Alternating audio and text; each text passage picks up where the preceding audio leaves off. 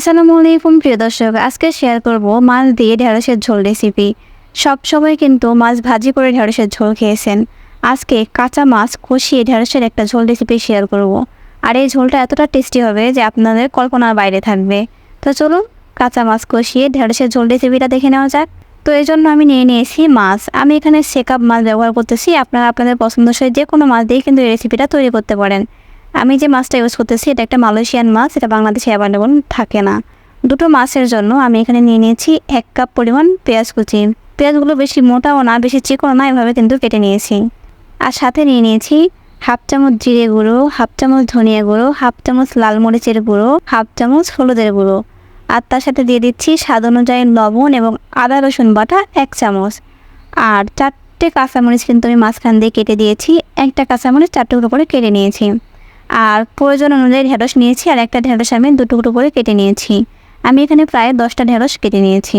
তো এবার চলে যাচ্ছি রান্নার মেইন প্রসেসে। প্রথমে চুলায় একটা কুকার বসিয়ে দিয়েছি। এই কুকারে কিন্তু আমি রান্না করব। আর এই রান্নাটা করার জন্য আমি এখানে তেল ব্যবহার করতেছি 1/4 কাপ। এই তেলটা দেখে অবাক হওয়ার কিছু নেই, তেলটার কালার কিন্তু একদম ফ্রেশ আছে। আর এই কাপের কালারটার জন্য কিন্তু তেলটা একটু গোলাপি দেখা যাচ্ছে। তো 1/4 কাপ তেল দেওয়ার পরে আমি এখানে দিয়ে দিচ্ছি পেঁয়াজ কুচি এবং কাঁচামরিচ কুচি।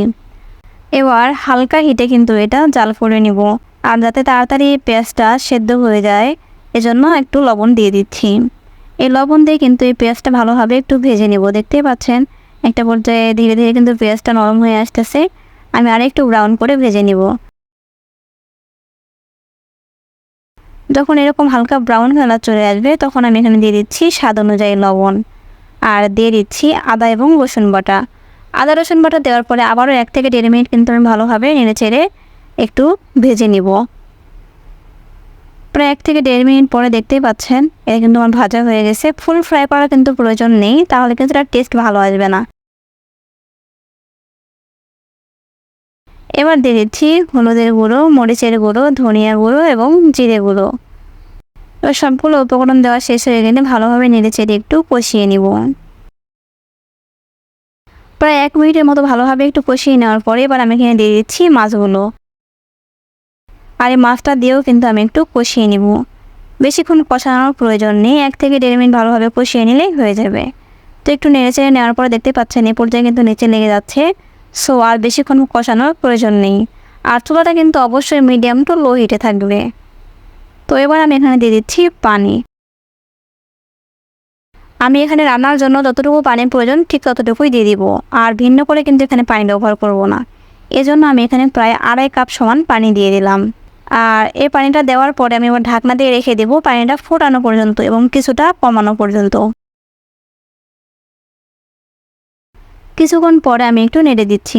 পানি দেওয়ার পরে কিন্তু চুলাটা হাই হিটে রেখে এই মাছটা কষিয়ে নিয়েছি। তো দেখতে পাচ্ছেন পানিগুলো কিন্তু ফুটতেছে। এই পানিটা যখন 3 ভাগের 2 ভাগ শুকিয়ে যাবে তখন আমি এখানে দিয়ে দিব ঢেঁড়স। এর আগে কিন্তু ঢেঁড়স দেওয়ার প্রয়োজন নেই, তাহলে কিন্তু ঢেঁড়সটা একদম ভর্তা হয়ে যাওয়ার সম্ভাবনা থাকবে। আর টেস্টটা কিন্তু ভালো লাগবে না। যে কোনো কিছু পারফেক্ট যদি সেদ্ধ হয় তাহলে কিন্তু এর টেস্টটা ভালো আসে। আর আপনারা চাইলে এই পানিটা কিন্তু 2 ভাগ পরিমাণ শুকিয়ে এই মাছটা কষিয়ে খেতে পারেন। এই মাছটা কিন্তু কষিয়ে খেতে অনেক টেস্টি লাগে।